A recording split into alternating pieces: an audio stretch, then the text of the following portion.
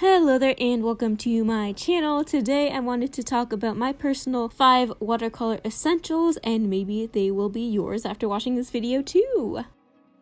So first and foremost, my most favorite watercolor tool is my handy dandy little sock.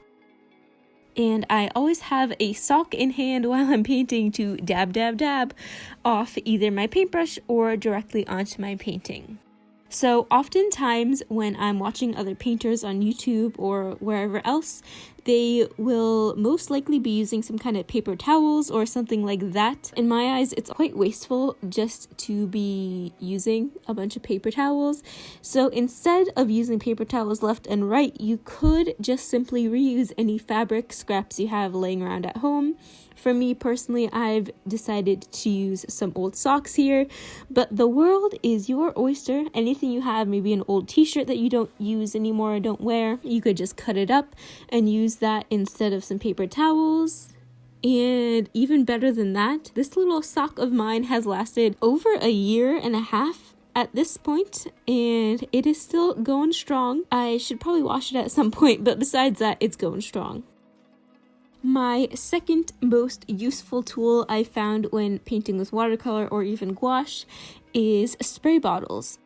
My spray bottle has probably been the most useful tool I've incorporated into my painting process so far.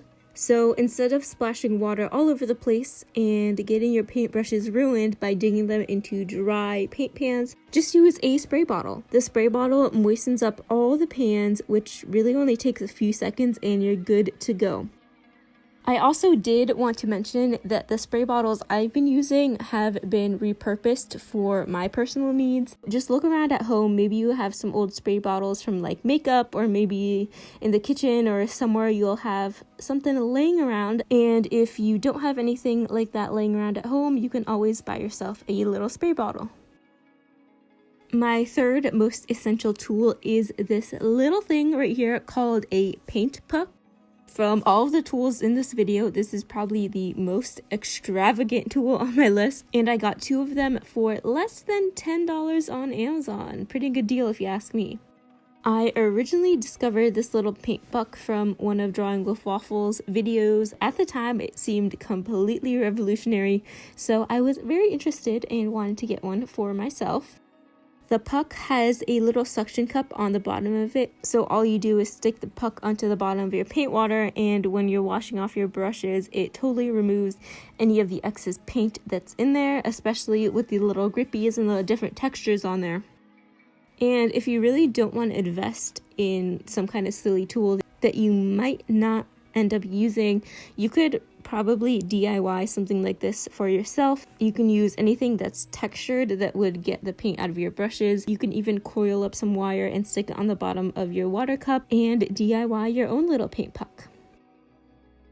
My fourth watercolor essential is some washi tape.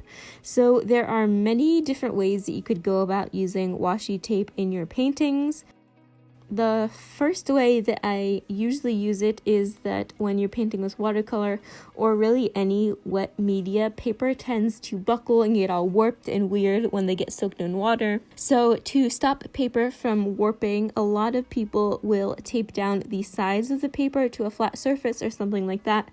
I have this random little sheet of plexiglass, and I usually tape down my paper to that since it's a nice hard flat surface. You can also use washi tape instead of a masking fluid, because don't even get me started on how much I hate that stuff.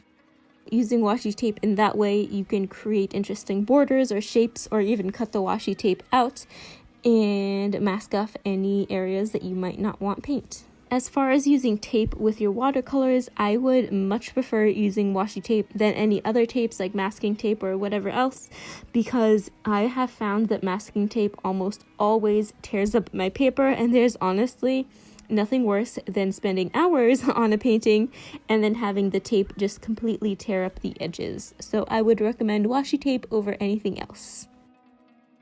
And finally, the last essential tool is a good old swatch sheet.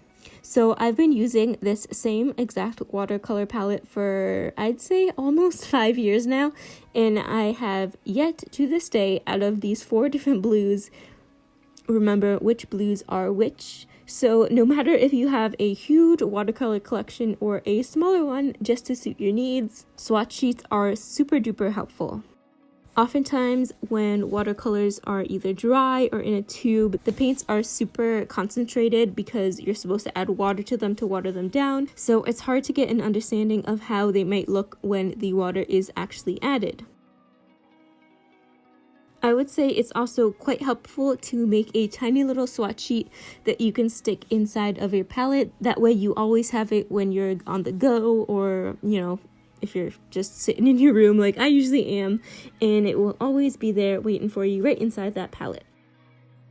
And that being said, I hope this was helpful to anyone who might be new to watercolors, or maybe even someone who's stuck in a rut and maybe just needs a little change, a little something to, I don't know, inspire your painting process. And I think that is pretty much it. Go check out my Instagram at Ursa Allen. Thank you so much for watching. Subscribe for more if you're interested, and I'll see you later. Toodles!